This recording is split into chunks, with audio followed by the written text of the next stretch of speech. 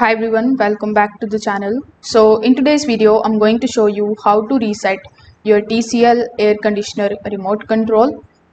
So first of all, what you need to do is you need to simply open this battery cover, and inside it you need to simply check whether your TCL remote has a reset button available. So the reset button is going to look like this type of hole. So you need to use a pin or a paper clip in order to basically insert that into this hole, and then you need to simply press and hold it for about 5 to 10 seconds. Now if you don't have the reset button available on your remote, then you need to simply remove the batteries out of these battery compartment. And after removing those batteries, what you need to do is you need to simply just wait for about 2 to 3 minutes.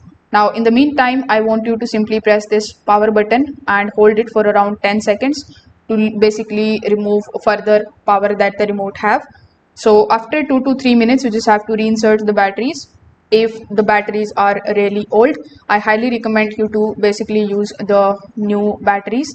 So when you simply reinserted the batteries, you just have to wait for some time until the display resets or until your TCL AC remote resets. So that's how you can basically do it. If this video helped you out, make sure that you like this video and subscribe to the channel. Thanks for watching.